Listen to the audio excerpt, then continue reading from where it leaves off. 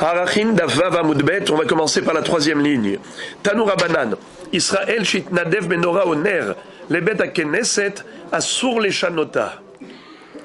La Braïta nous enseigne que si un Ben Israël a offert une menorah, un candélabre, au ner ou une veilleuse, c'est-à-dire le récipient où on met l'huile pour allumer une veilleuse, les Bet Knesset, pour la synagogue. À l'époque, il n'y avait pas de lumière, de lampe électrique, donc on se servait que de menorah ou de ner.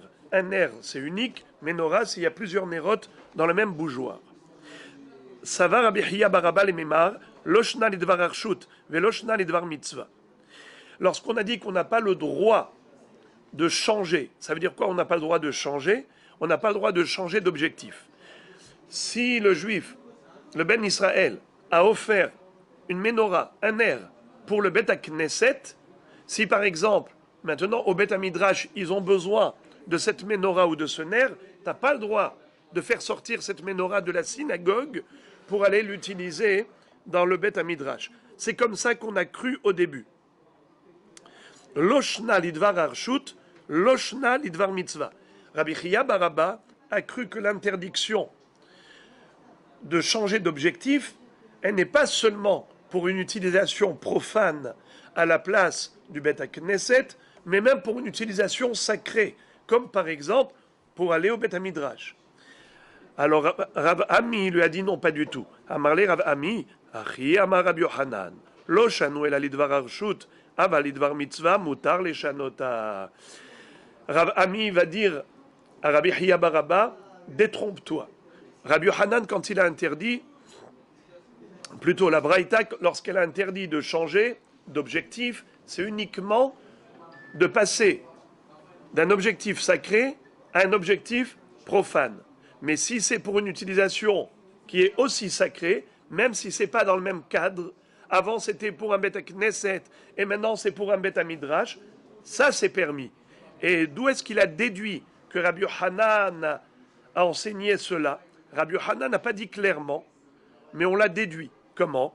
Mide Amar Rabbi Yassi, Amar Rabbi Yochanan, Oved Kochavim Shitnadev Menorah, Oner le Bet Knesset, Aad Shelo Nishtakea Shem Be'alea, Asur Leshanota, Mishenishtaka Shem Be'alea, Mutar Leshanota. Rabbi Yochanan nous dit que un goy qui aurait offert au Bet Knesset une menorah, un candélabre, alors est-ce qu'on a le droit d'utiliser ce candélabre pour autre chose que le Bet Knesset? Alors on nous dit que ça dépend. Si les gens savent encore, ils s'en souviennent que c'est le goy qui a offert cette menorah, alors on n'a pas le droit de changer d'objectif. Si les gens ont oublié que c'est le goy, ce goy qui a offert cette menorah, alors c'est moutard de changer d'objectif. Ça veut dire que tu peux utiliser la menorah offerte par le goy pour le Bet Knesset pour autre chose, pour une autre utilisation. Alors la Gemara analyse et elle dit les mailles. Quand tu me dis que tu as le droit de changer d'utilisation, de quelle utilisation autre s'agit-il? Si on va dire que c'est pour une utilisation profane, ça veut dire que la menorah que le goy a offert au Bet Knesset, une fois qu'on a oublié le nom du goy, ça veut dire que plus personne ne mentionne le propriétaire goy qui avait offert cette menorah. Personne ne s'en souvient que c'est le goy qui a offert cette menorah. Alors maintenant, tu as le droit de prendre cette menorah et de l'utiliser pour éclairer du profane, pour un tashmish qui est hol. C'est cela qu'on veut dire? Ma pitom. Elima lidvar arshut, mai iria oved kochavim, afilu Israël nami. Dans ce cas-là, même si c'était un Ben Israël, on n'aurait pas autorisé. Nachon. Ça veut dire que le nom du goy est encore évoqué, alors même le nom d'un Israël qui est encore évoqué, qui est encore mentionné, on se souvient que le Ben Israël a offert cette menorah.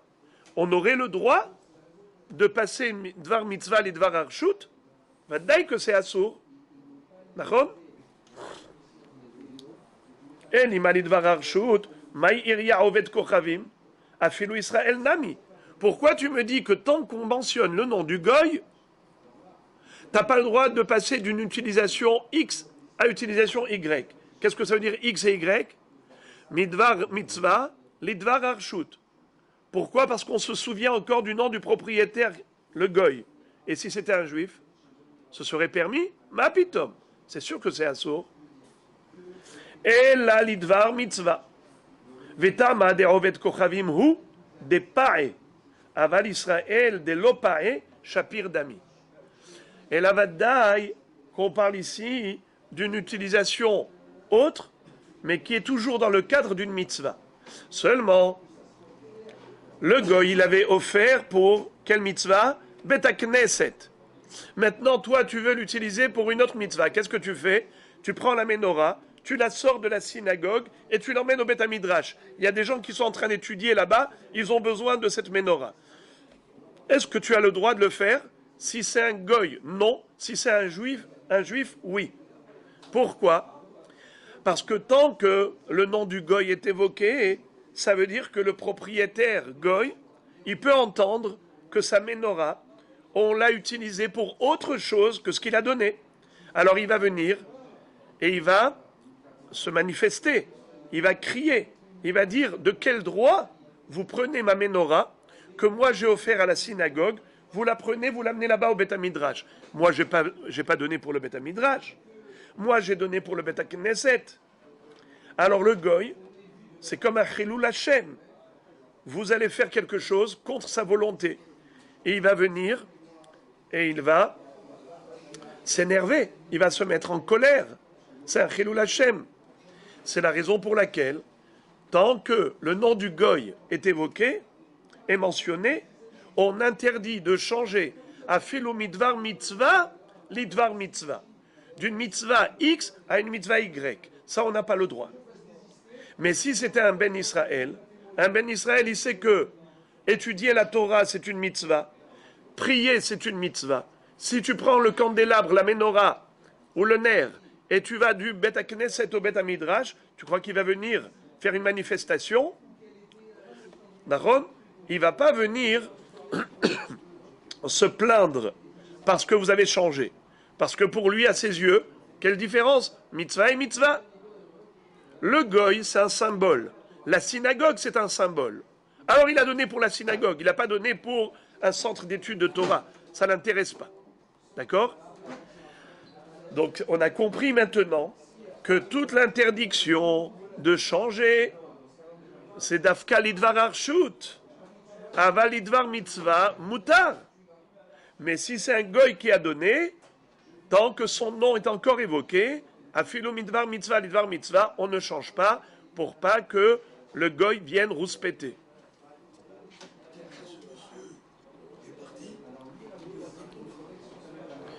C'est ce qu'on appelle Nishtaka ad-davar. Nishtaka Shemo. Son nom a été oublié. La Gemara raconte une histoire.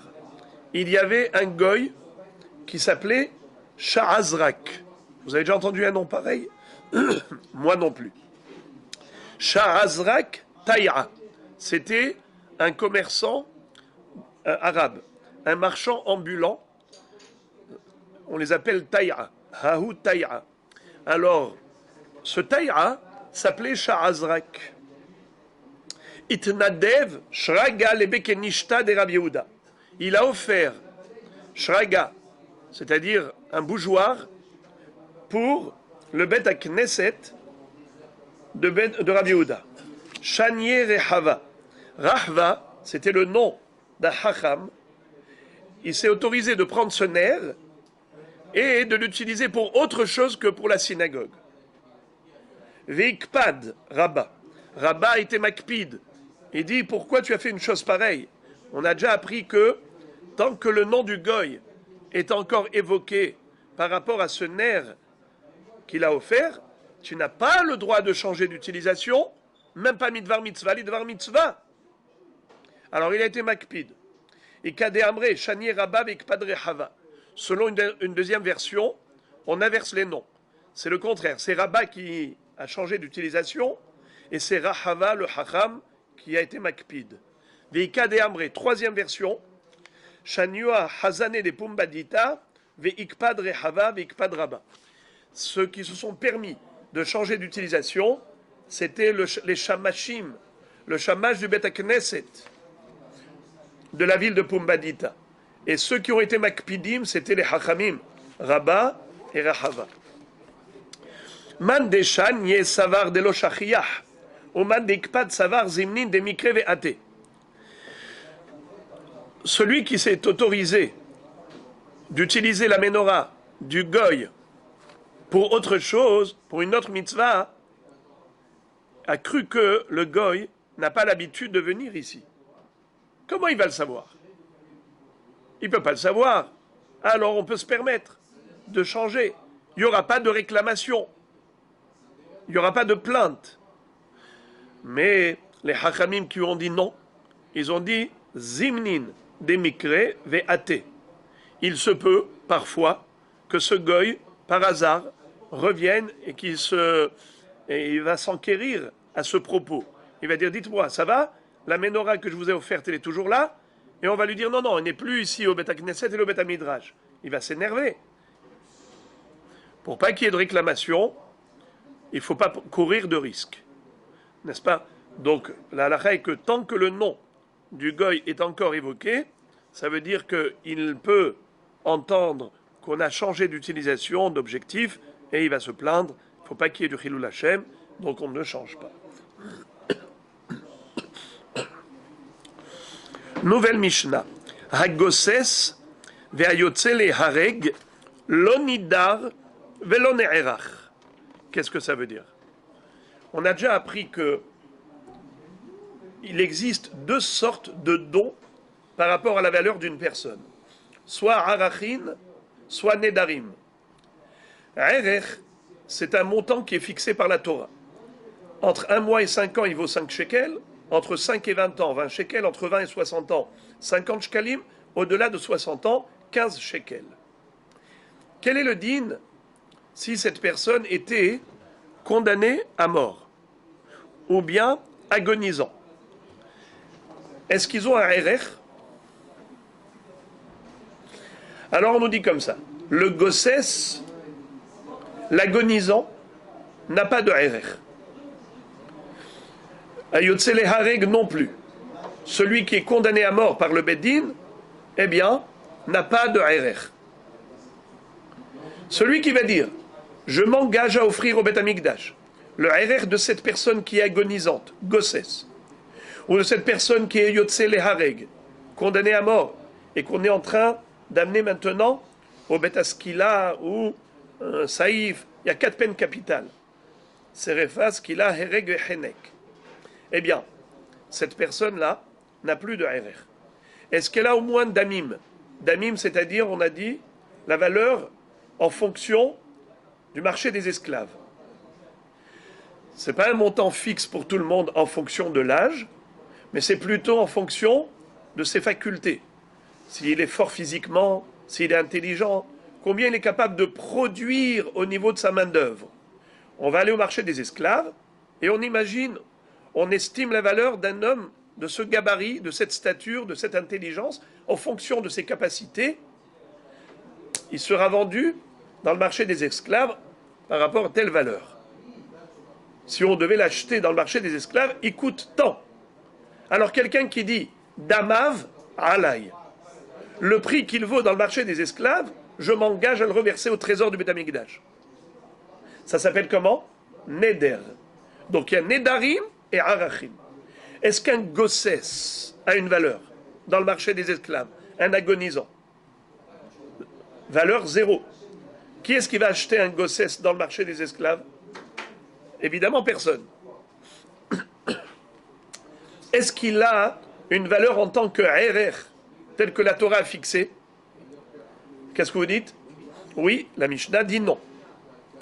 Hagosses vayotze lehareg lo nidar velo ne'erach.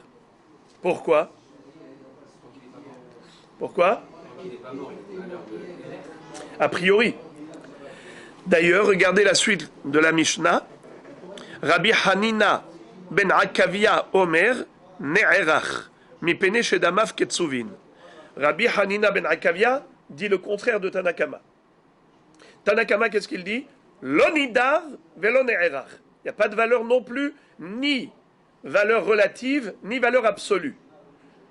Ni en tant qu'esclave, damim, et ni en tant que RR fixé par la Torah. Mais Rabbi Hanina ben Akavia nous dit que oui, il a un RR. Il n'a pas de damim, mais il a tout de même un RR. Quel est l'objet de la discussion? Hein? D'où on sait. Pourquoi est-ce que chacun pense autrement? On va voir après. Besséder, on verra dans la Gemara. Continuons d'abord la Mishnah. Rabbi Yossi Omer, Noder, ou Maharir, ou Makdish, Ve'imizik Hayav.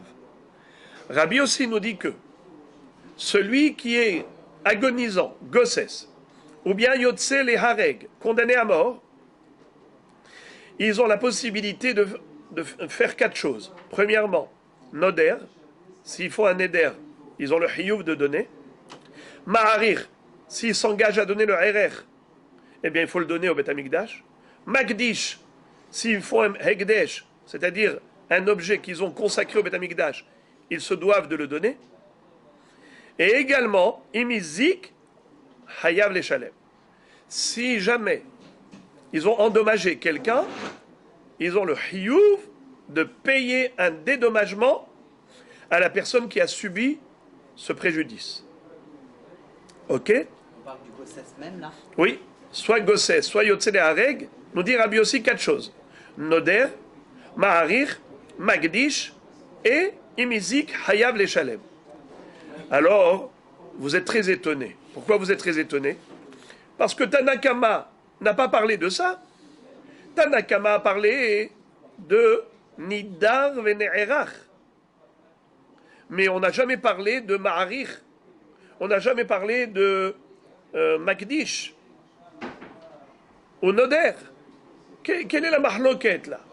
Est-ce que Tanakama il est en mahloket avec Rabbi Yossi? Quand tu dis Rabbi Yossi Omer, ça veut dire qu'il est venu pour s'opposer à l'opinion de Tanakama. Mais là, on ne voit pas que Tanakama a parlé de cela pour dire que Rabbi Yossi s'oppose. Quelle est l'explication? Quel est le sens des paroles de Rabbi Yossi? On ne comprend pas. Évidemment, la Gemara va nous expliquer. Juste une précision avant de commencer la Gemara, c'est que quand on a dit que Rabbi Yossi dit Noder ou Maharir ou Magdish, cet homme-là n'a pas dit je donne mon propre RR. Je m'engage à donner mes propres damim, ma valeur. Non. Il est Maharir, quelqu'un d'autre. Il dit je m'engage à donner le RR d'un tel, les damim d'un tel. N'est-ce pas?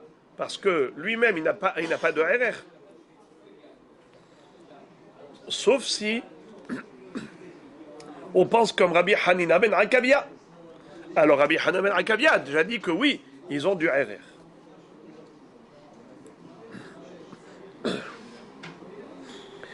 Très bien.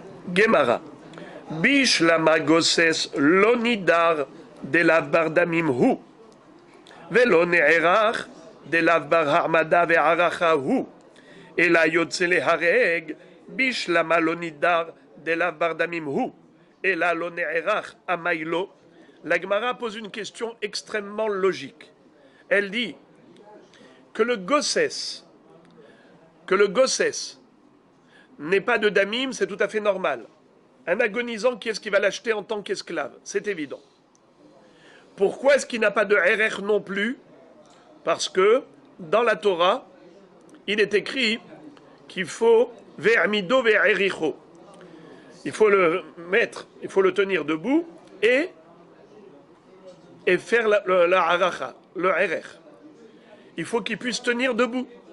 Ve'amido lifne à Kohen, ve'ericho à Kohen. Mais celui qui ne peut pas tenir sur ses jambes comme un agonisant, qui est trop faible, alors il ne peut pas tenir debout.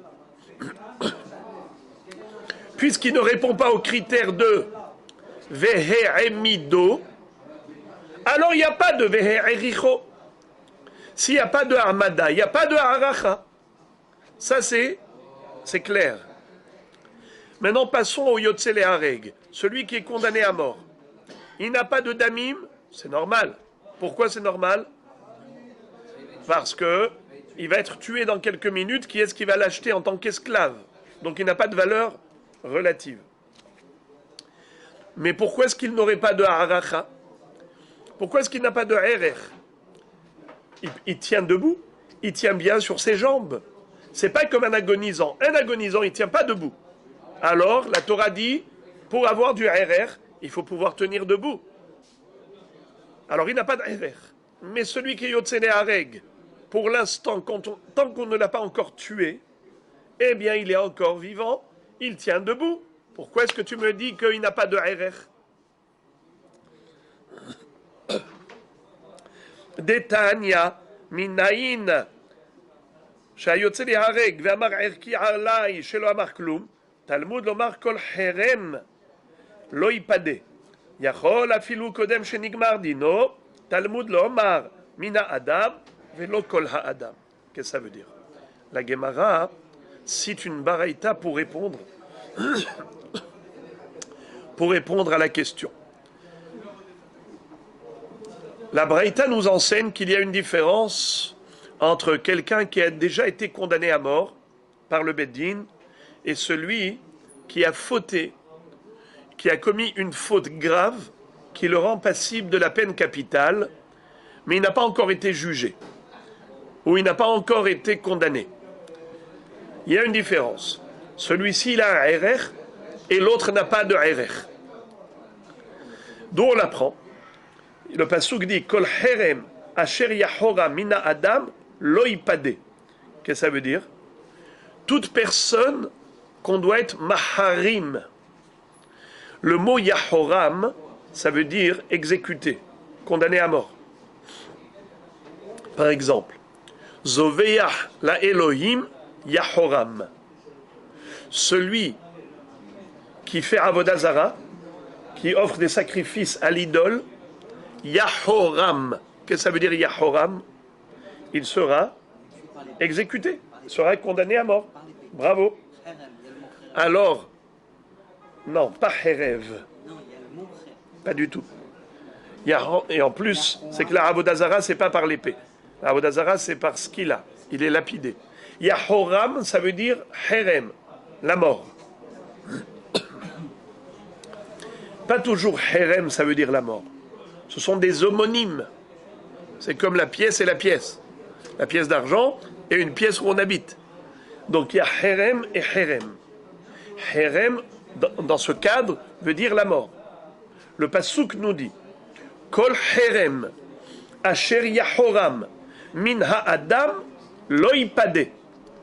Tout homme qui est condamné à mort ne pourra pas avoir de pidion, de rachat, le racheter. Donc, la Torah, qu'est-ce qu'elle nous dit? Qu'il n'a pas de pidion possible, ça veut dire qu'il n'a même pas de erer. Non seulement qu'il n'a pas de damim, mais il n'a même pas de erer. Voilà la réponse à notre question. D'où sait-on que un homme qui est condamné à mort n'a pas de erer? C'est du pasuk Kol herem asher yahora mina adam lo ipade. Il n'a pas de pidion. Il n'a pas de pidion, aucun pidion. Ni damim, ni arachim. Tout à fait. C'est la Gemara, en fait, c'est Rachamim. Rachamim, exactement. Et qui est le premier auteur de la Mishnah. Yachol afilu kodem shenigmar dino. Oh, la Braïta demande, qu'en est-il si cet homme n'a pas encore été condamné à mort? Le nigmar dino, le Beddin n'a pas encore prononcé le verdict pour dire Hayav mita. C'est encore dans le délibéré, c'est encore en plein débat, mais ils n'ont pas encore tranché. La sentence n'a pas encore été prononcée. Dans ce cas-là, il a du erer. D'où on le sait? Du mot min. C'est écrit Kol herem asher yahoram min ha'adam lo ipade. Quand on dit min ha'adam, de parmi les hommes, min ha-adam, de parmi les hommes, ça veut dire qu'il y a des hommes qui ont du RR, il y a des hommes qui n'ont pas de RR. Toujours à propos des hommes qui sont condamnés, c'est-à-dire des hommes qui vont être exécutés. Kol herem asher yahoram min ha-adam, lo ipade. Qui est-ce qui n'a pas de pidion? C'est une partie du Adam, pas tous les Adam. Même parmi ceux qui vont être condamnés, alors il y a celui qui est déjà condamné et celui qui va être condamné. Ce n'est pas pareil. Celui qui est déjà condamné n'a plus de RR, n'a plus de pidion. Mais celui qui a fauté, qui est passible de la peine capitale, mais le Beddin n'a pas encore prononcé le verdict, à ce moment-là, il a encore du RR. Et si quelqu'un dit, je m'engage à offrir au Beth Amikdash le RR de cet homme-là, eh bien, il devra reverser au Beth Amikdash le RR de cet homme. Donc, il y a l'avant et après condamnation à mort. Maintenant, la Gemara pose la question. Et elle dit, ça c'est l'opinion de Tanakama, Hachamim. Alors, pourquoi Rabbi Hanina ben Akavia va dire que oui, il a du RR, ou les Rabbi Hanina ben Akavia de Amar Ne'erach, mipene shedamav ketsuvin, haikol herem may avidle. Qu'est-ce qu'il va faire avec ce pasouk, duquel les Hachamim ont déduit que Yotze le Hareg n'a pas de RR? Réponse, il va faire avec ce pasouk une autre dracha que Hachamim. L'Egdetania, Rabbi Ishmael beno shel Rabbi Yohanan ben Broka Omer, les filles chez Matzinu, l'amumatim bide shamaim, shenotnim mamon, ou mitkaper lahem, sheneemar, im kofer yushat alav, venatan pidion nafsho. Yachol af bide adam ken, Talmud lomar, kol herem lo yipade. En li ela mitot hamurot, shelo nitena shigegatan le kapara. Mitot kalot shenitena shigegatan le kapara. Minayin, Talmud lomar, kol herem lo yipade. Qu'est-ce que ça veut dire?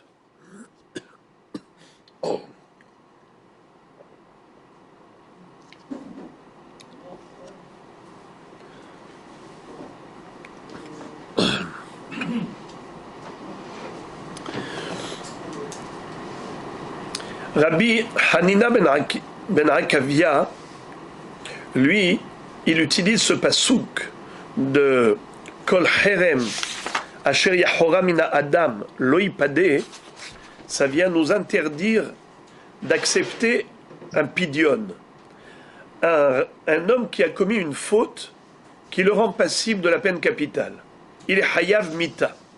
Imaginons qu'il vienne au Bedin et il dit, au lieu de me tuer, tenez beaucoup d'argent. Ma valeur, par exemple. Je vous donne ma valeur. C'est bon? On n'a pas le droit d'accepter ce pidion. Kol herem asher yahora mina adam loipade. Tout homme qui est passible de la peine capitale, il ne peut pas se racheter avec de l'argent.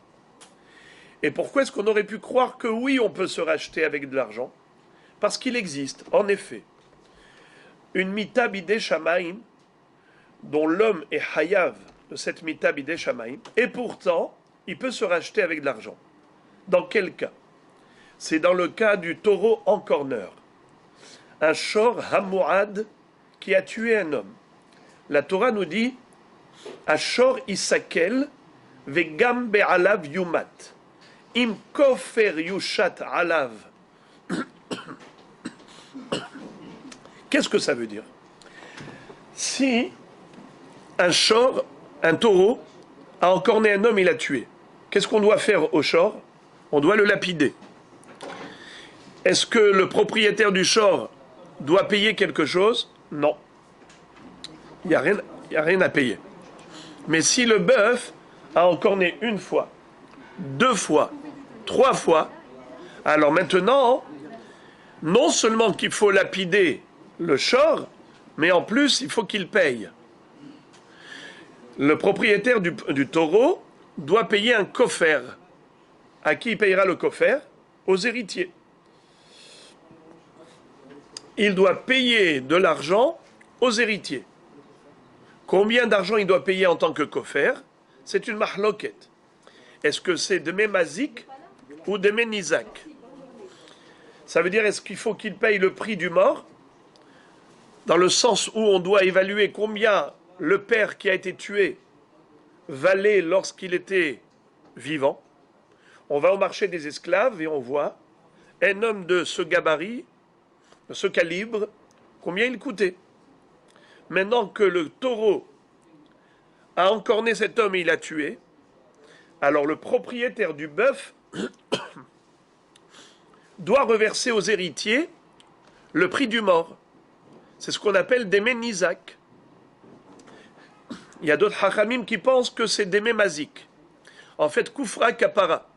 Le kofer, c'est une kapara pour l'homme qui n'a pas surveillé son bœuf. Et il a laissé encorner un homme. Il a tué un homme. Alors lui, le propriétaire, pour se racheter, il paye aux héritiers sa propre valeur. Alors il y a ceux qui disent qu'il payera la valeur du mort, il y a ceux qui disent qu'il payera sa propre valeur. D'une manière ou d'une autre, c'est comme ça qu'il va se racheter. Sinon, s'il ne paye pas le kofer, il est hayav mita bide shamaim. C'est ce que dit la Torah. Hashor isakel vegambe alav yumat. Ça veut dire quoi yumat? Yumat bide shamaim. Mais attention, im kofer yushat alav. S'il paye le kofer, alors il n'y a plus de mita bide shamaim. Akadosh Baruch Hu ne va pas lui envoyer une mort céleste. Grâce à quoi? Grâce au pidion. Comment il s'est racheté? Avec de l'argent. Nous aurions pu croire que de la même façon qu'il est possible de se racheter pour éviter une mort céleste, mitabide shamay, même une mort terrestre, mitabide adam, c'est aussi possible, avec de l'argent. Tu payes par exemple ta propre valeur au Beddin, et tu dis voilà, je donne cet argent en tant que pidion. Est-ce que ça marche? Réponse non. Loïpadé. Kol herem asher yahora mina adam, loïpadé. C'est-à-dire? Et la Braïta nous dit que non seulement en li ela mitot hamurot shelo nitena shigegatan nekapara, mitot kalot shenitna shigegatan nekapara minayin, Talmud lomar kol herem. Qu'est-ce que ça veut dire? Il existe deux sortes de hayuv mita bide adam. Quelqu'un qui est hayav mita bide adam. Par exemple, celui qui a frappé ses parents, il est hayav mita. Celui qui a maudit ses parents, il est hayav mita. Make aviv et imo, mot yumat. Mais kalel aviv et imo, mot yumat. Quel est le din si c'était Beshogeg? Quelqu'un qui a maudit ses parents Beshogeg, ne savait pas que c'était assourd. Ou il a frappé ses parents Beshogeg, ne savait pas que c'était assourd. Est-ce qu'il a une kapara? Est-ce que la Torah lui a donné un moyen d'être mechaper? Comme par exemple, d'apporter un korban. Est-ce qu'il y a un moyen? Ou d'aller en galoute? Est-ce qu'il y a un moyen? Non. La Torah n'a pas donné de kapara possible pour ce genre de Haverot. Bemezid, il est Hayav Mita. S'il est Shogeg, il n'est pas Hayav Mita. Alors quel kapara il obtiendra? Zéro. Il n'y a pas de moyen de kapara. La Torah n'a pas donné. Mais pourtant, il y a des mitot. Il y a des Haverot pour lesquels on est Hayav Mita Bemezid. Mais si c'est Beshogeg, il y a une autre kapara. Exemple, si quelqu'un a fait Hilul Shabbat, Bemezid, Chayav Skila, si c'est avec Atraa. Beshogeg, Bemezid sans Atraa, Chayav Karet. Beshogeg, Chayav Korban. Ou bien par exemple, encore mieux, celui qui a tué Bemezid, qu'est-ce qu'il est Chayav? Non, quelqu'un qui a tué Bemezid avec des Edim. Il y a deux témoins et tout. Hatra'a. Hayav Mita.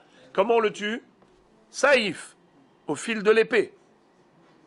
Si c'est Beshogeg, Hayav, Galout. Il va dans les villes de refuge en exil. Donc je répète, tu vois qu'il y a des Averot pour lesquels Bemezid il est Hayav Mita, et si c'est Beshogeg, il a une kapara. La Torah elle-même a donné une kapara possible. Alors la Gemara dit comme ça.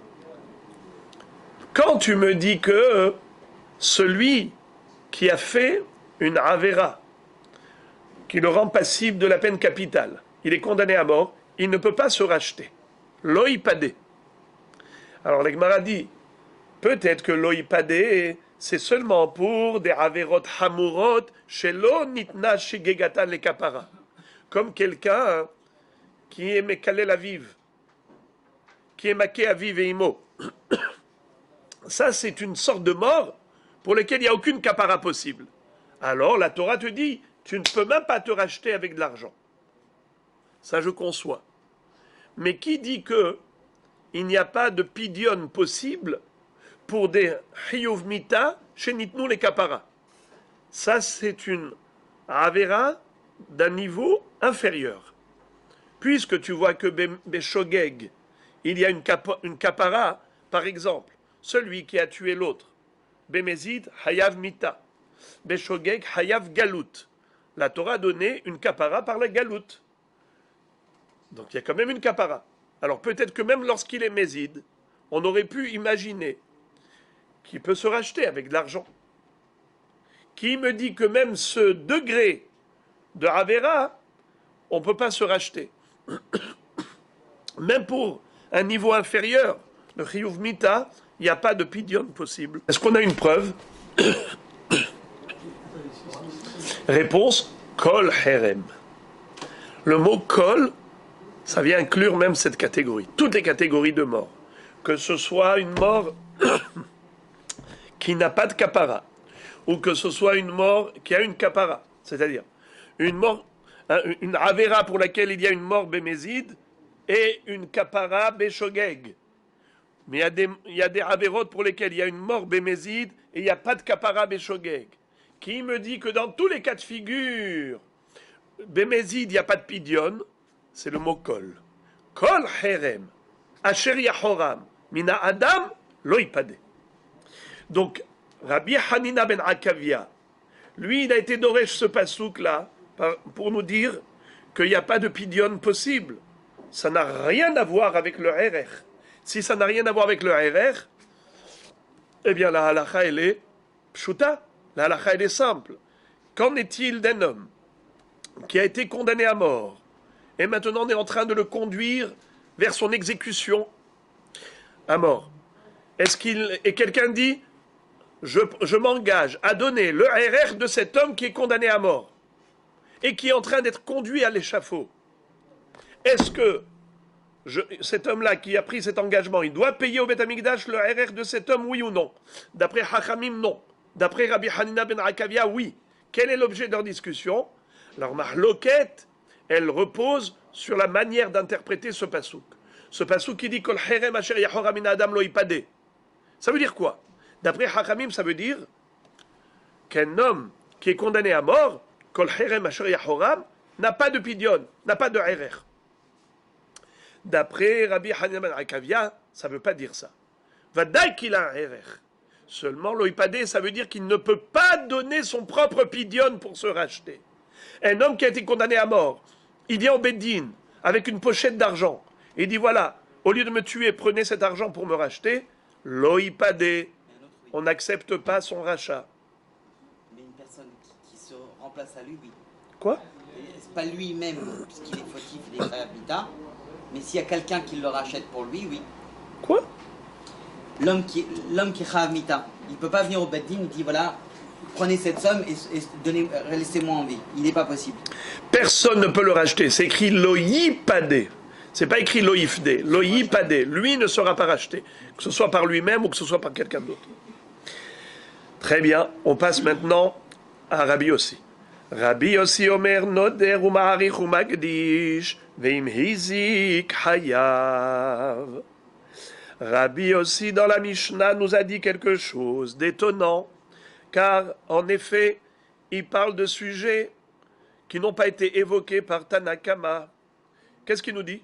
Qu'un homme qui est condamné à mort ou agonisant peut faire un éder, peut faire un RR, peut faire un hekdesh, et s'il a été mazik, il est hayav de payer le nezek. Quel rapport avec le sujet de Tanakama? La Gemara dit, et plutôt elle pose la question, Vetanakama Mika Amar Delo? Pourquoi est-ce que Tanakama s'oppose à Rabbi Yossi? Je ne comprends pas. Rabbi Yossi est venu être Holek. Tu es venu être Holek, t'opposer à Tanakama, mais Tanakama, il ne s'est jamais opposé à ce que tu es en train de dire, Rabbi Yossi. Donc on ne comprend pas la mahloket. Et là, la Gemara donne l'explication suivante. Ben oder ou ma'arich ou magdish, kule alma la pelige, ki pelige, be'im hizik, Tanakama savar, im hizik, eno hayav betashlumin, Rabbi Yossi savar, im hizik, hayav betashlumin, bemaika mefalge, Amar Rabbi Yosef, במילווה על פה, גובה מן היורשין כמפלגה. תנא קמא, סבר מילווה על פה אינו גובה מן היורשין, ורבי יוסי סבר מילווה על פה, גובה מן היורשין. Qu'est-ce que ça veut dire?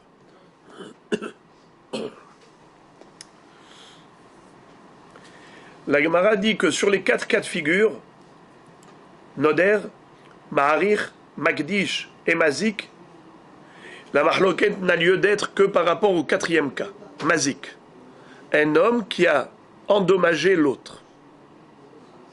C'est là où il y a le mahloket entre Rabbi Yossi et Hachamim. Mais dans le cas de Noder, Ma'arich et Magdish, sont tous d'accord. C'est sûr que quelqu'un qui est agonisant, ou Yotzele Hareg, condamné à mort, s'il a envie de faire un éder, bien sûr que le néder est valable. Tant qu'il est en vie, il peut faire un éder, il peut être magdish, il peut être ma'arich, mâché là. Il n'y a pas de marloquette là-dessus. La marloquette, elle n'est que par rapport au cas de mazik. Lorsqu'un gossès est mazik, ou un yotzele hareg est mazik. Ça dure quoi mazik? Il a endommagé quelqu'un. Est-ce qu'il faut rembourser? Est-ce qu'il faut payer des indemnités?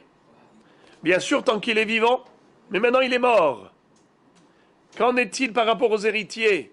Est-ce que les héritiers doivent payer le dommage de leur père, oui ou non? Alors, écoutez.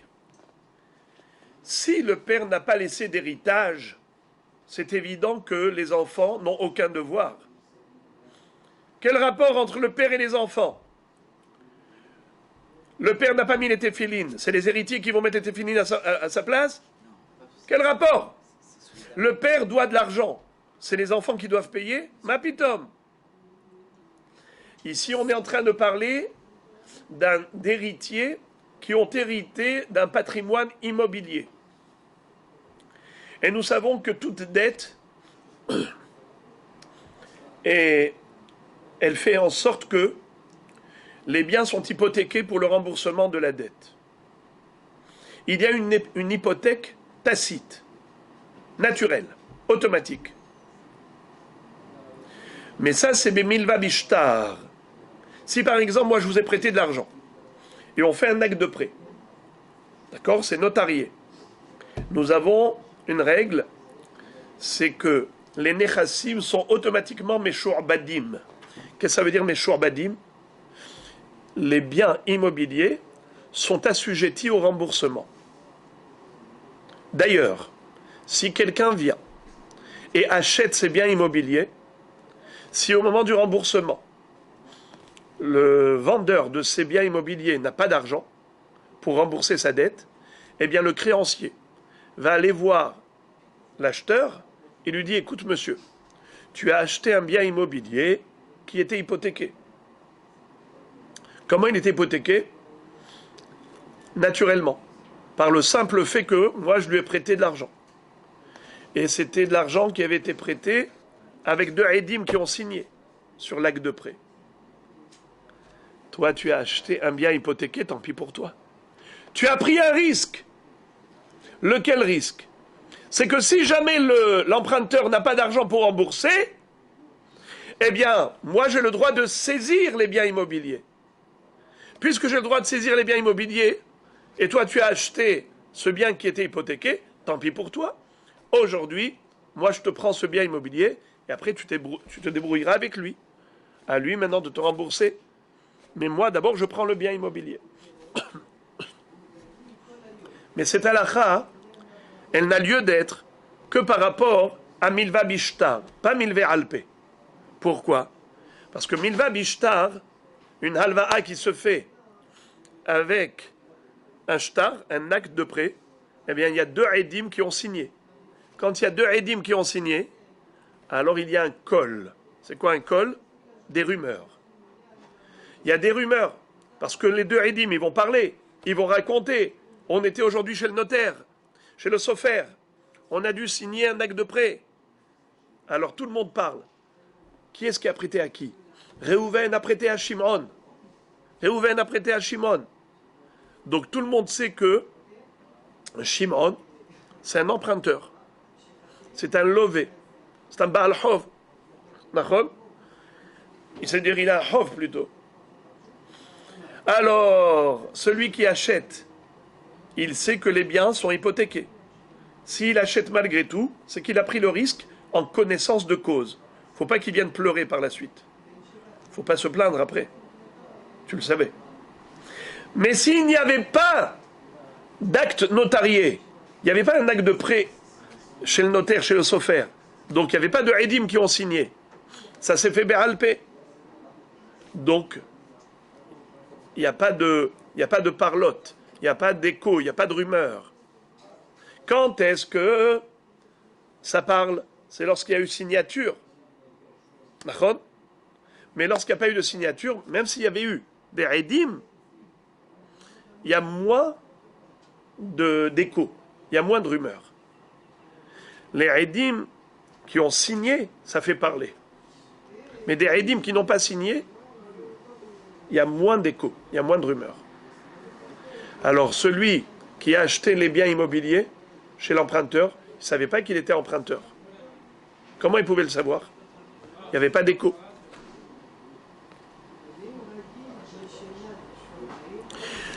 Donc l'hypothèque naturelle, elle se fait que par rapport à Milva Bishtar, mais pas Milva Alpé.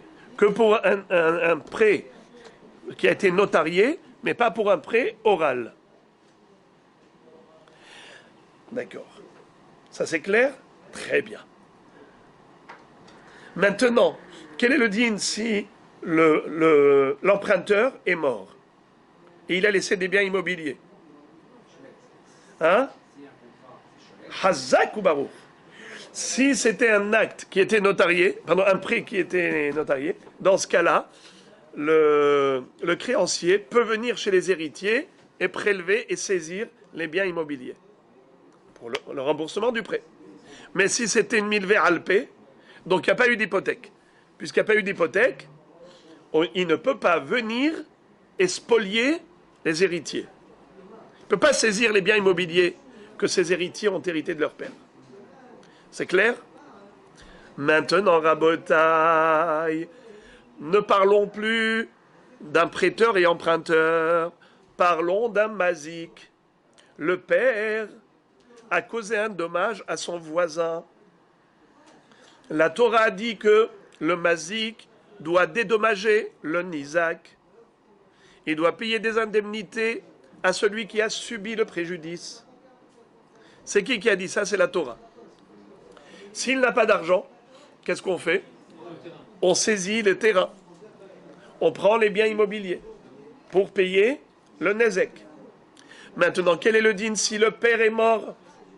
Le père qui a été mazik est mort et il a laissé des biens immobiliers à ses enfants. Est-ce que les héritiers sont obligés de payer le nezek de leur père, le nezek que leur père a fait, puisqu'ils ont hérité des biens immobiliers? Mais est-ce que ces biens immobiliers sont hypothéqués pour le nezek ou pas? C'est-à-dire, si le père était vivant, c'est sûr que le Beddin aurait saisi, c'est bien. Mais est-ce que ça fait que les biens maintenant sont hypothéqués au point ou même les héritiers qui ont reçu ces biens immobiliers doivent rembourser la dette, oui ou non? Ça dépend si on considère que l'obligation de rembourser le nezek, c'est considéré comme milvé birtav, comme milvé bishtar. Alors qu'est-ce que c'est que le hiyuv de la Torah? C'est comme milva alpé ou comme milva bishtar? Vous entendez la beauté? C'est ça la mahloket entre Tanakama et Rabbi Yossi. Rabbi Yossi nous dit que les héritiers ont l'obligation de payer le nezek. Pourquoi? Parce qu'ils ont hérité des biens immobiliers du père. Et quand le père il a été mazik, son devoir de remboursement, c'est comme s'il avait emprunté de l'argent et qu'on avait fait un acte de prêt notarié. Qu'est-ce qu'on a déjà dit? Que les biens sont automatiquement hypothéqués. Et même si le père meurt, les héritiers ont le devoir de rembourser la dette. Milva bishtar. Eh bien, nezek, comme la Torah a dit qu'il faut rembourser, c'est comme si c'était écrit dans un shtar. Comme si c'était un acte notarié. Ça, je l'ai déjà dit depuis le début, que les enfants n'ont pas le devoir de mettre les téphilines à la place du père. Le père, il a été mazik, pourquoi on va faire payer les enfants? Il n'y a aucun rapport entre les enfants. Le père, il est rachat, les enfants, ils sont tzadikim. Pourquoi ils vont payer pour leur père? Avot achlou bosser veshine banim tikehena. Le père a mangé des fruits pas mûrs. Est-ce que ce sont les dents des enfants qui vont être carriées? Non.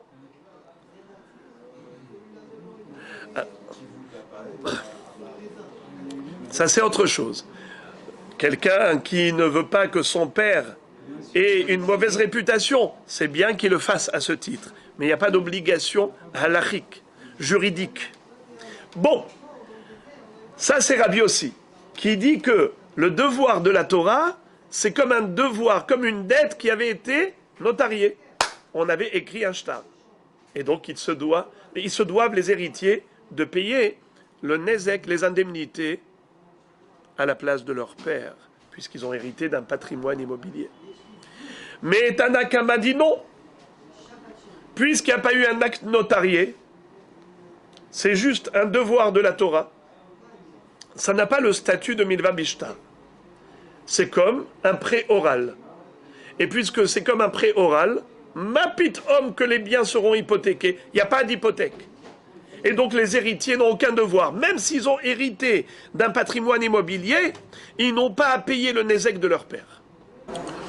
On a expliqué que la différence entre un acte de prêt notarié ou un prêt oral, c'est une question de rumeur. C'est une question d'écho.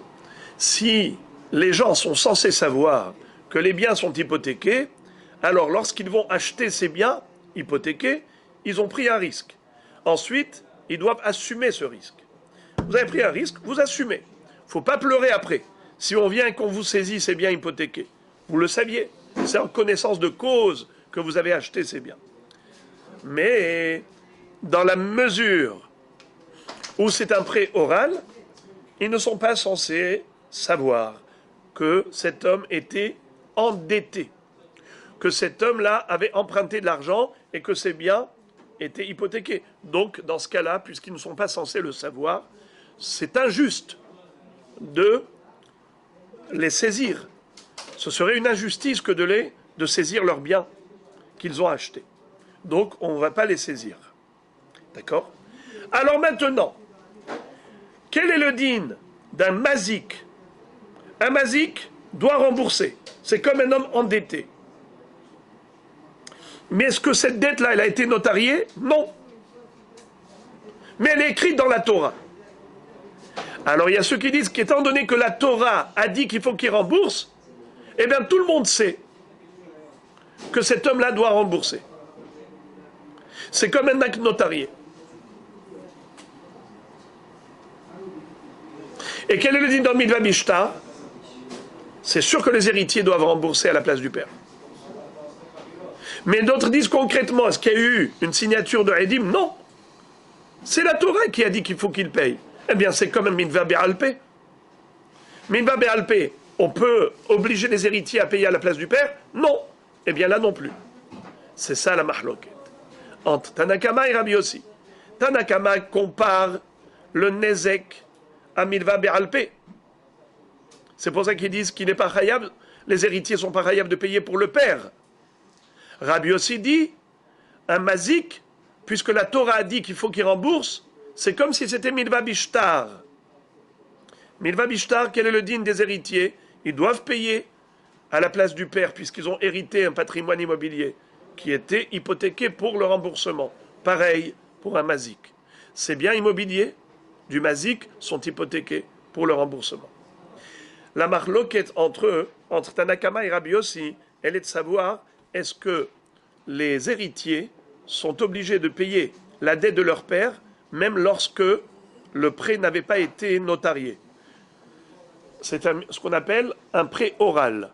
Il n'y a pas eu de shtar, il n'y a pas eu d'écriture, de signature de Edim.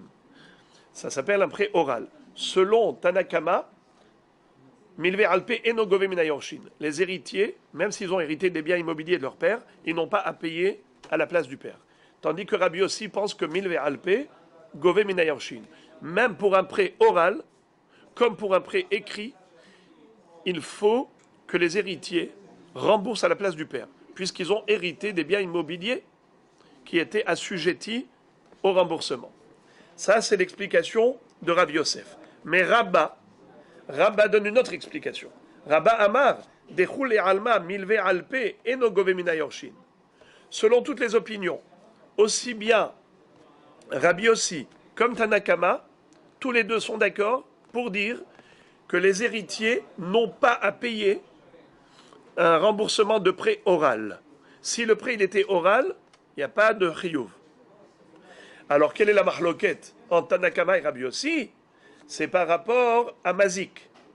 Mazik, il est hayav de rembourser pour dédommager la personne qui a subi un préjudice.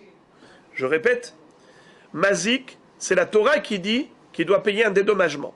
Alors, ce devoir-là, cette dette de payer un dédommagement, est-ce que c'est considéré comme milva alpe ou comme milva bishtar?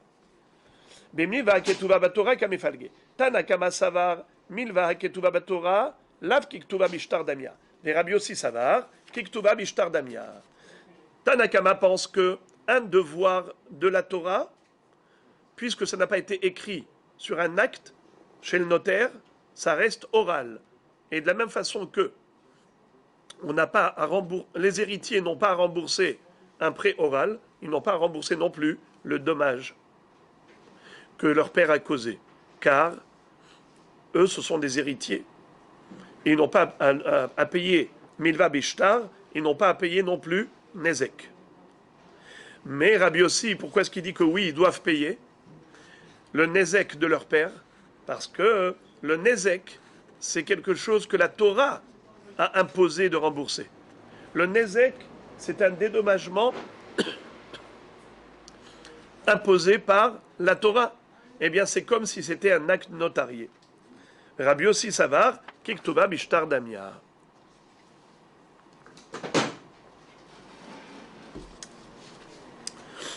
Ika dematnela aha.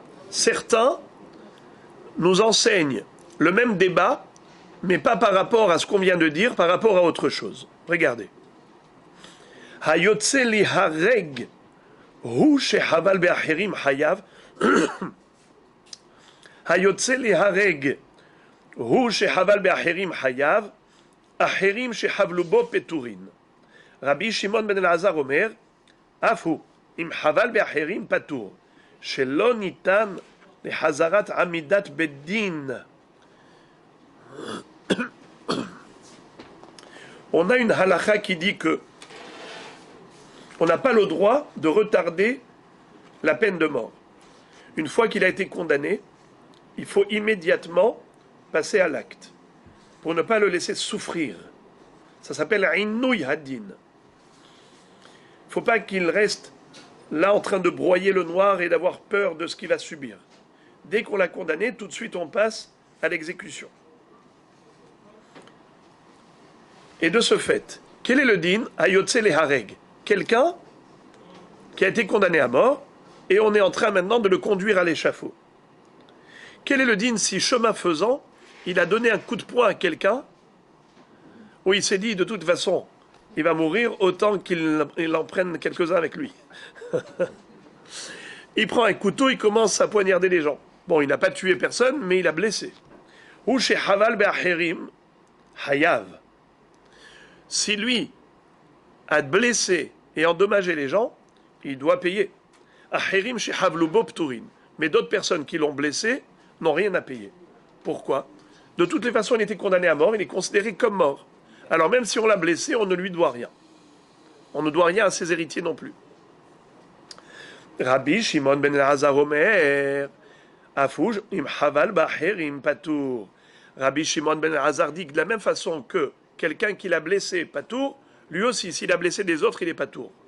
Pourquoi? Shelonitan Hazarat Amidat Beddin. Parce que pour le condamner à payer, il faut un jugement. Or, tu ne peux pas le juger maintenant. Comment tu vas le juger? Tu vas le ramener au Beddin?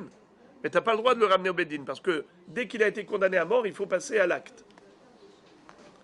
Donc tu ne peux pas le ramener au Beddin pour le juger et le condamner à payer? Sur les coups qu'il aurait pu passer en chemin. Hein? Sur le coup qu'il aurait pu donner en chemin aux autres. Ouais. La Gemara déduit, Miklal, sous-entendu, des Tanakama Savar, Nitan Hazarat Amidat Beddin. Sous-entendu que Tanakama pense que on peut le ramener au Beddin et le juger pour le condamner à payer. C'est une chose impossible. C'est sûr que c'est assourd de retarder la mort. Donc comment Tanakama a dit que, en effet, si lui il a blessé des gens, il doit payer. Mais tu ne peux pas le ramener pour le juger. Amar Rav Yosef ben Milva Alpe Gove Mina Yorshin Kamifalge. Tanakama Savar Milve Alpe Gove Mina Yorshin Rabbi Shimon ben Elazar Savar Eno Gove Mina Yorshin. Tout le monde est d'accord qu'on ne peut pas le ramener au Beddin pour le juger pour les blessures qu'il a commis, qu'il a causées aux autres. Ça c'est sûr. Mais ici on parle de quelqu'un qui a laissé un patrimoine immobilier comme héritage à ses enfants. Et la mahloket, elle est de savoir est-ce qu'on peut ponctionner de ce patrimoine immobilier pour rembourser et dédommager ceux qui ont été blessés par ce rachat-là, qui s'est mis à tuer à droite et... Pardon, qui s'est mis à blesser à tort et à travers. Est-ce qu'on va prélever de ces biens immobiliers pour rembourser ces gens, oui ou non? Tanakama disait oui. Rabbi Shimon ben Elazar disait non. Quel est l'objet de la mahloket? La mahloket entre eux, elle est celle-là. Laquelle? Est-ce que Milve Alpe Gove Mina Yorshin ou lo Gove Mina Yorshin? Puisqu'il a frappé, il doit un dédommagement. Mais ça, c'est pas des écrits, c'est pas un acte notarié. C'est comme un prêt oral. On a déjà dit qu'un prêt oral, quel est le din? Mahloket. Mahloket. Rav Yosef dit que c'est ça la mahloket entre Tanakama et Rabbi Shimon ben Elazar. Est-ce que pour un prêt oral, on doit rembourser ou bien uniquement pour un prêt écrit? Tanakama qui dit qu'il est hayav, il dit qu'un prêt oral, c'est comme un prêt écrit. Et les héritiers doivent payer. Rabbi Shimon ben Elazar dit non, un prêt oral, c'est pas comme un prêt écrit, c'est pas un prêt notarié. L'oral, c'est pas comme l'écrit. Les paroles s'envolent, les écrits restent. Donc l'hypothèque n'a lieu d'être que pour un acte notarié qui a été écrit, où il y a des signatures de deux témoins. Mais pour un prêt oral, il n'y a pas de hiyuv. Or ici, son hiyuv, il est oral, il n'est pas écrit. C'est pour cela qu'il y a une mahloket. Est-ce que l'oral, c'est comme l'écrit, ou l'oral, c'est pas comme l'écrit? Mais on est tous d'accord que quelqu'un qui a blessé les autres, et il se doit de les dédommager, ce hiyuv, c'est oral, c'est pas écrit.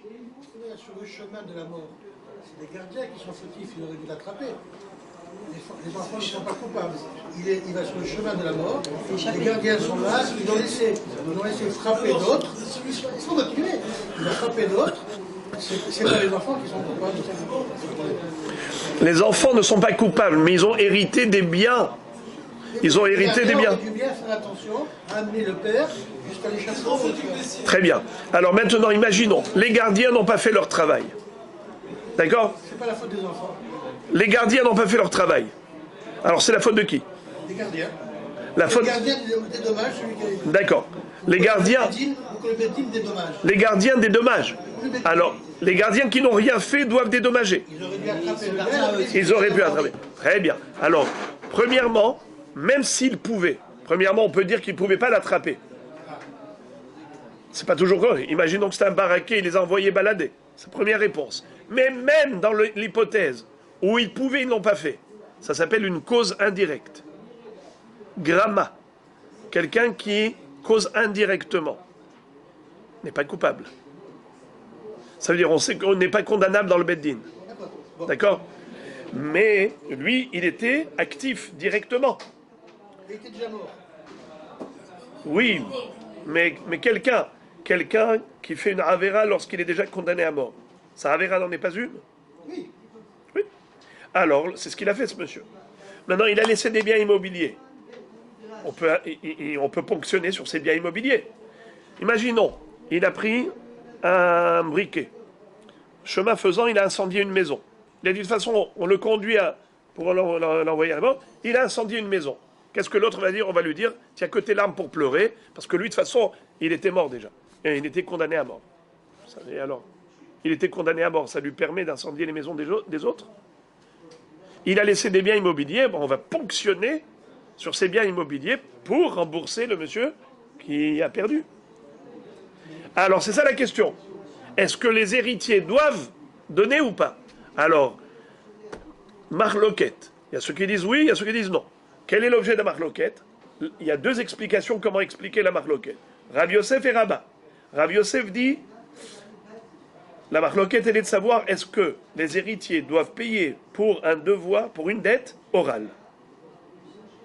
Ça s'appelle une dette orale. Marloquette. Est-ce que c'est comme une dette écrite ou pas? Tanakama dit non. Pardon, Tanakama dit oui. Rabbi Shimon Lazar dit non. Là, vous avez dit le contraire. Quoi? Tanakama, il disait qu'il ne rembourse pas. Vous parlez de la première Mishnah. Vous avez oublié. La Gemara est en train de nous dire maintenant que la marloquette entre Rabba et Rabbi Yosef n'est pas liée à notre Mishnah. Là-bas, c'est vrai que Tanakama, c'était le nom, et Rabbi aussi disait oui. Là, maintenant, on est dans une autre halakha qui n'a rien à voir. Là, on est en train de parler de quelqu'un qui était condamné à mort, et chemin faisant, il se met à blesser les gens. C'est autre chose. Ika, regardez, deuxième version. Ika de matnela aha. C'est quoi Ika de matnela aha?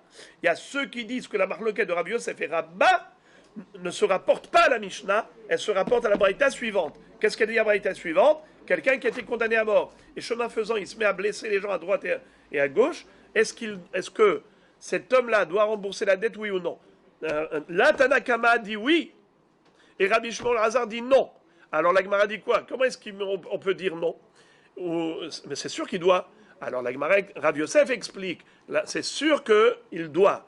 Mais la question est de savoir, dans le cas où il a été exécuté, n'est-ce pas? Il a été exécuté. Maintenant, celui qui a subi la blessure, il dit, il me faut qu'on me rembourse un dédommagement. On va voir les héritiers. Vous avez reçu un patrimoine immobilier? Oui. Alors maintenant, les héritiers, il faut qu'ils payent ou pas? Tanakama dit oui. Rabbi Shimon Lazar dit non. Pourquoi oui, pourquoi non? Rav Yosef explique la marloquette entre eux. Elle est de savoir est-ce que les héritiers doivent payer pour une dette orale qui n'est pas écrite de leur père. Une dette de leur père qui est orale et pas écrite. Est-ce que les héritiers se doivent de payer en ponctionnant du patrimoine immobilier qu'ils ont reçu? Oui ou non? Tanakama dit oui. Rabbi Shimon Lazar dit non. Rien que 2 secondes, rien que digérer d'abord ça. Digérer. C'est bon? Un petit sourire, confirmation, c'est bon. Maintenant, Rabat dit, tout le monde est d'accord que si c'était de l'oral, une dette orale, tout le monde est d'accord que les héritiers n'ont pas à payer. C'est oral. Maintenant, la marloquette, pourquoi elle a lieu? Parce qu'on ne parle pas d'un prêt, on parle d'un dommage. Le dommage, c'est la Torah qui a dit qu'il faut rembourser. Lorsque la Torah dit qu'il faut rembourser, est-ce que ça ressemble à une dette orale ou ça ressemble à une dette écrite? Tout le monde est d'accord que pour une dette orale, les héritiers n'ont pas à payer. Ils ne doivent payer que pour une dette écrite. Alors pourquoi il y a une marloquette ici? La marloquette, elle est de savoir quel est le statut d'une dette qui est imposée par la Torah. Le devoir de la Torah de rembourser un dédommagement. Quand on doit une indemnité en tant que dédommagement, c'est un devoir toraïque. Est-ce que c'est comme une dette écrite ou comme une dette qui est orale? C'est là la marloquette. Tanakama dit que c'est comme une dette écrite. C'est pour ça qu'il faut rembourser. Les héritiers doivent rembourser. Selon Rabbi Shimon bar Elazar, c'est comme une dette orale. Et donc ils n'ont pas à rembourser. Subissent le même sort que Bonne question, qui n'a rien à voir avec notre... C'est-à-dire de Maseret Arachin, c'est plus dans Baba Kama, mais puisque vous avez posé la question, la réponse, il n'y a pas d'hypothèque sur du mobilier. L'hypothèque, c'est que sur l'immobilier. Pourquoi? Parce que celui qui prête, généralement, sur quoi il s'appuie? Il s'appuie sur quelque chose qu'on ne peut pas faire fuir, qui ne peut pas s'échapper. Les biens immobiliers, on peut pas les cacher. Quelqu'un qui prête, il sait que s'il y a une assurance, une garantie, c'est que des carcarottes, des maisons, des champs, ça tu peux pas les cacher. Mais des choses que tu peux facilement faire fuir, tout ce qui bouge, eh bien, personne ne s'appuie là-dessus, parce qu'ils savent qu'aujourd'hui c'est là, demain, ça peut disparaître. Donc il n'y a pas d'hypothèque sur le mobilier.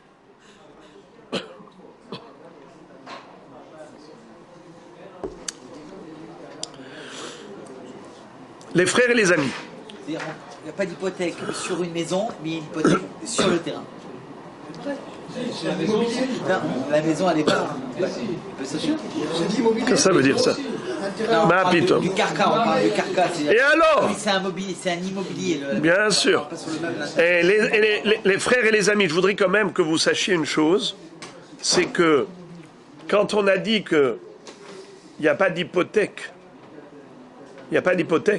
par rapport au mobilier, attention, c'est seulement par rapport aux acheteurs.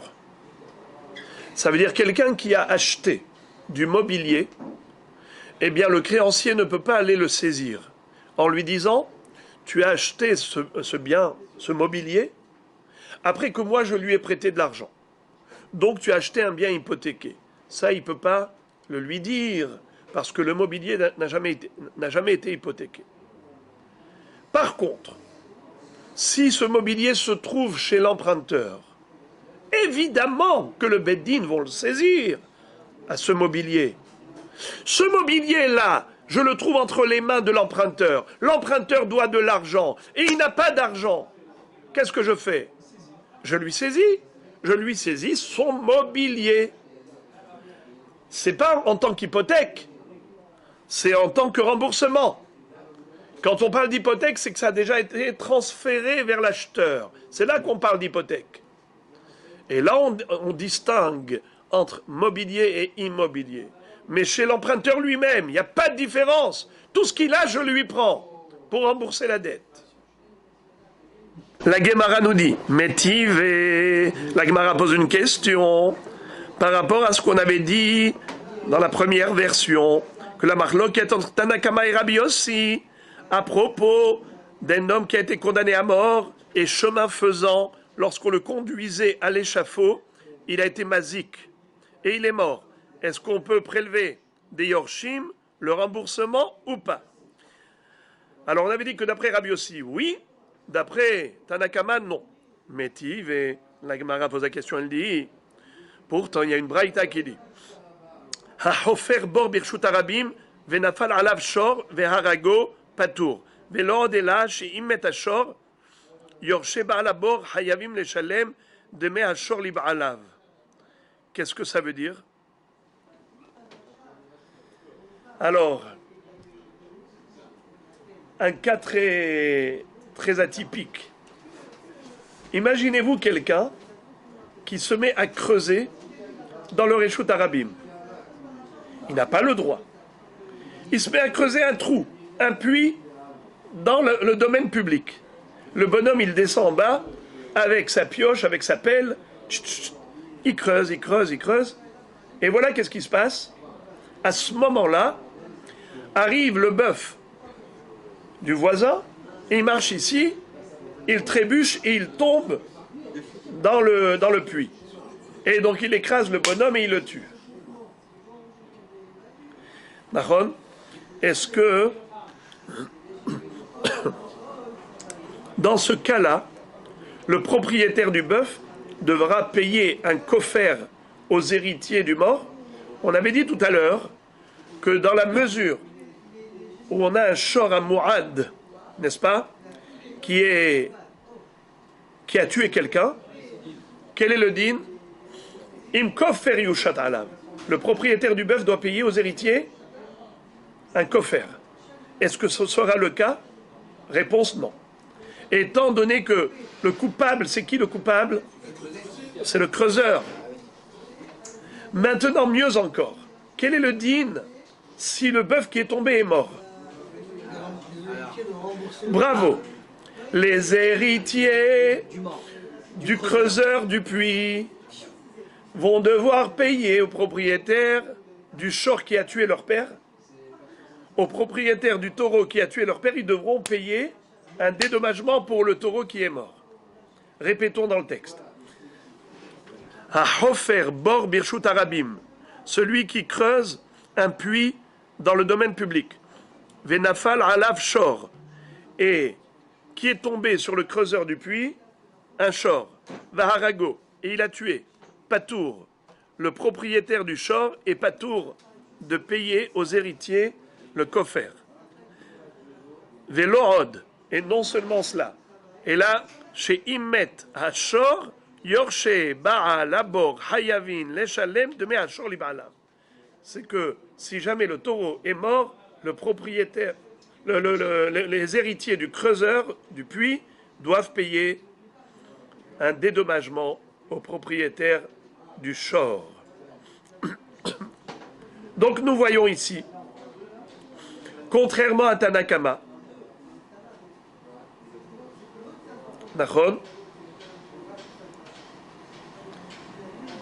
c'est que Tanakama a dit que on ne va pas prélever des héritiers quoi que ce soit pour le nézek du père. Ici tu vois que oui. Amarav ilamarav davka kshe'amad badin. Qu'est-ce que ça veut dire? Ici on parle d'un cas où Amad Badin. Qu'est-ce que ça veut dire Amad Badin? Le creuseur du puits n'est pas mort tout de suite. Il n'est pas mort tout de suite. D'abord, il a été condamné à payer le prix du shor qui est mort. Et ensuite, il est mort. C'est-à-dire, le taureau, le bœuf, a trébuché. Il est tombé dans le puits. D'accord? Il a écrasé le bonhomme qui était en dessous. Et en plus, il est tombé, il est mort. Mais comment ça s'est passé? C'est que, qui est-ce qui est mort le premier? C'est le bœuf. Le propriétaire du bœuf, il a traduit en justice le bonhomme, le creuseur du puits.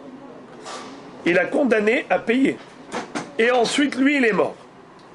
Et donc maintenant, il n'a pas eu le temps de payer ce qu'il devait payer au propriétaire du shor, qu'il est mort. Là, on condamne les héritiers. Donc, notre Tanakama n'est pas en contradiction avec cette baraïta.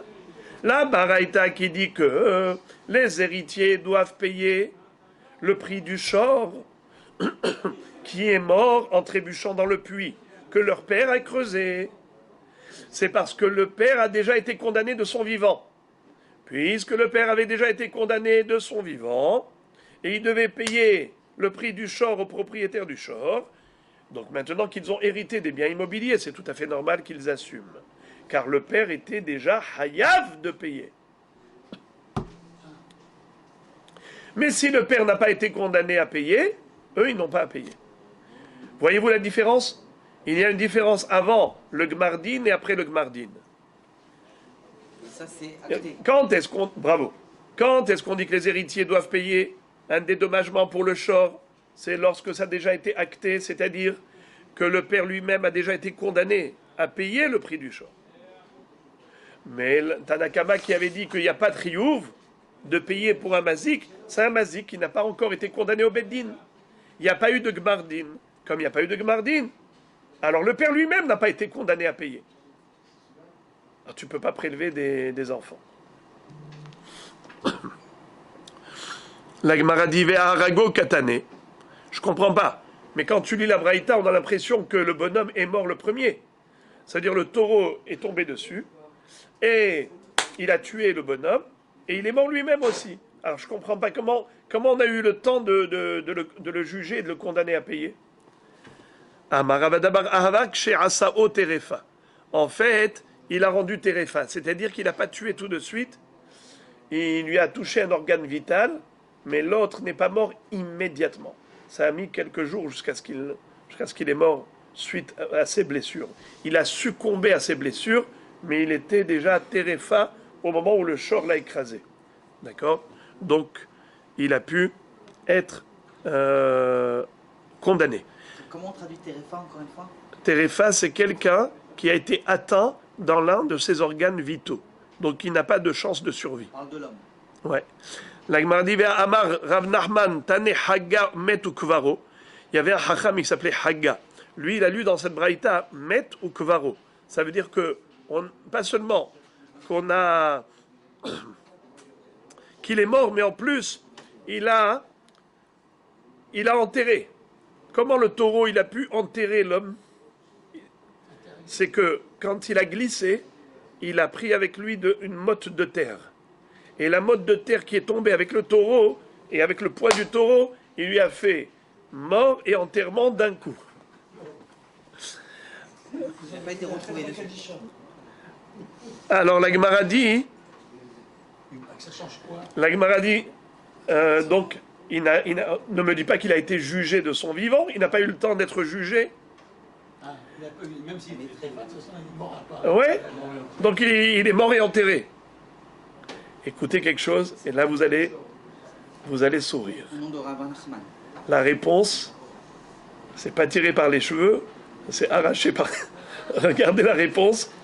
Veilcheta deyatve dayane apuma debira. C'est possible que le bonhomme soit condamné à payer avant sa mort. C'est lorsqu'il y avait, comme par hasard, 3 dayanim qui étaient assis ici, à côté du bord, en train de regarder. Ils ont vu un scénario incroyable.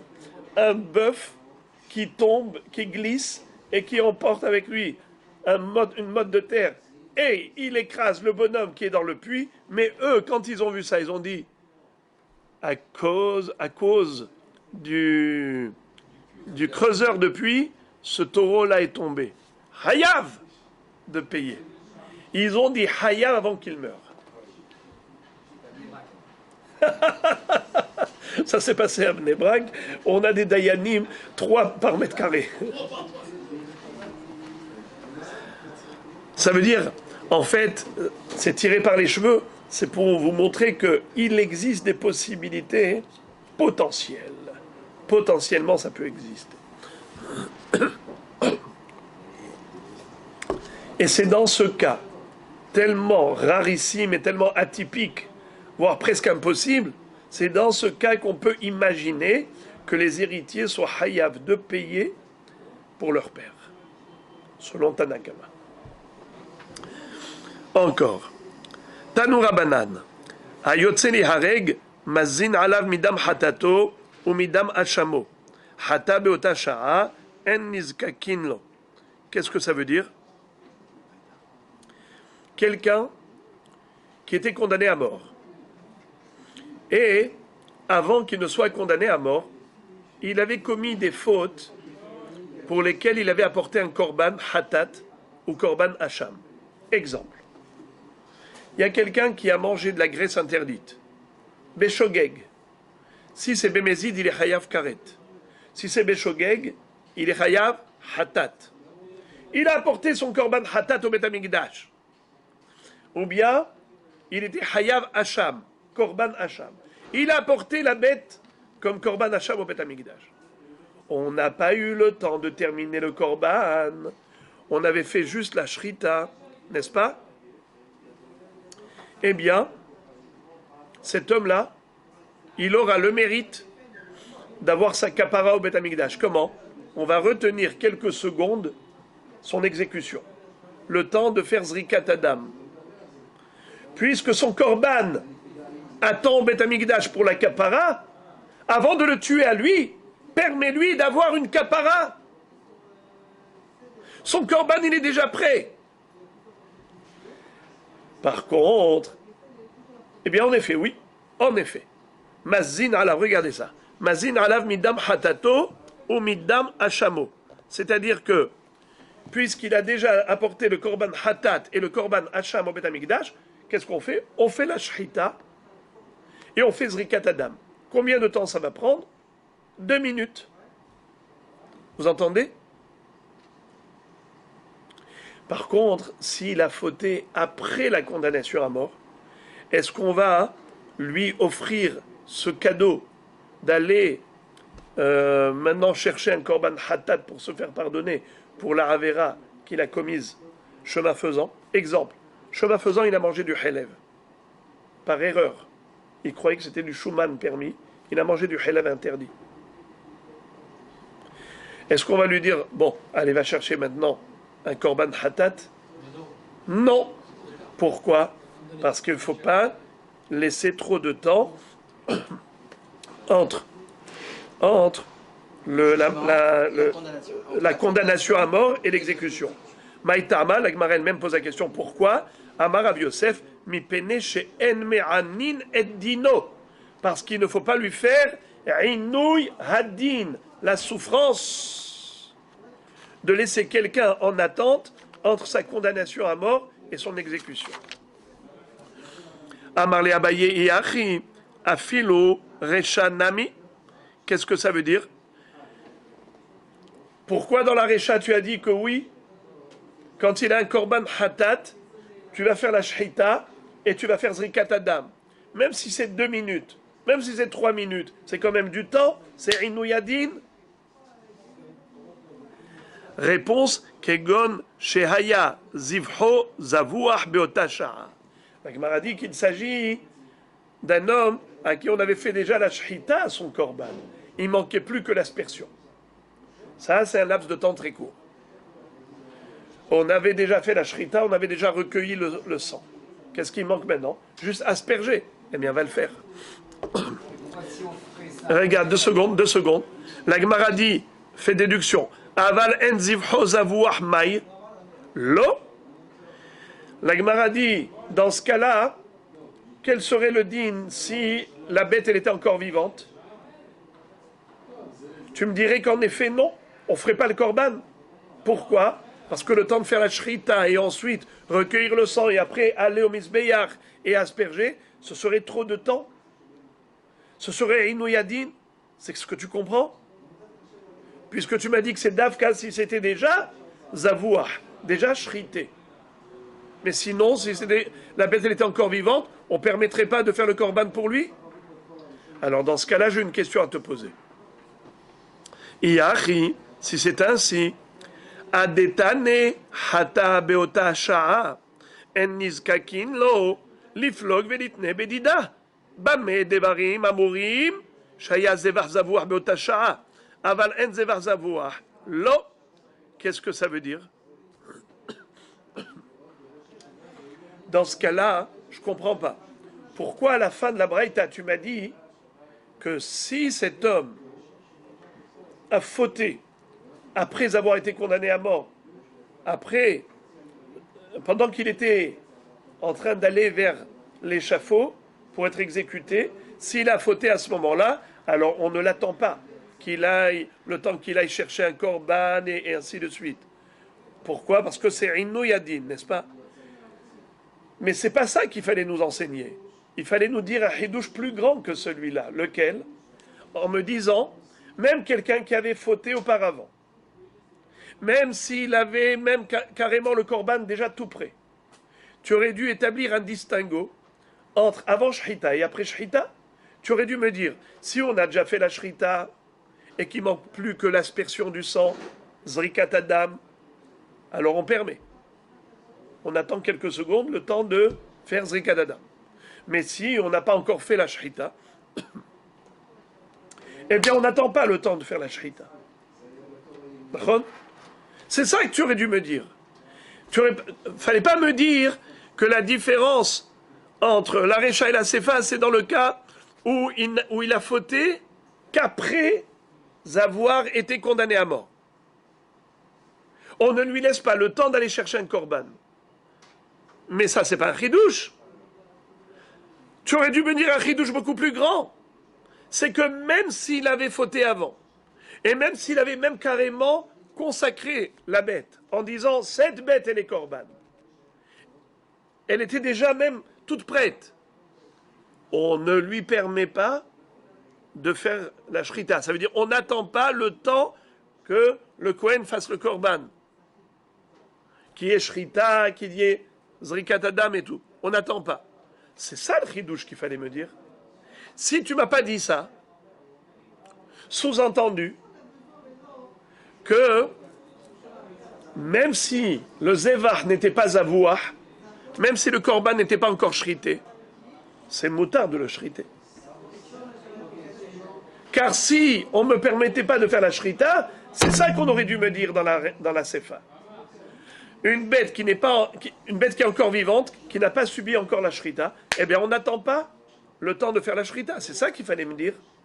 Pourquoi tu me dis, s'il a fauté après condamnation à mort, alors on ne lui permet pas d'aller acheter un korban et de faire le korban.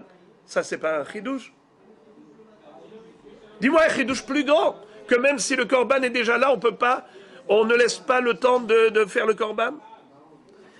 La réponse à Gemara, Hachina Mikama, Bame Dvarim Amurim, Shaya Zevar Zavouar Beotasha, Aval En Zevar Zavouar Naasa Kemi Shehata Beotasha, Ve En Nizkakin Lo. En effet, c'est ça le pirouche.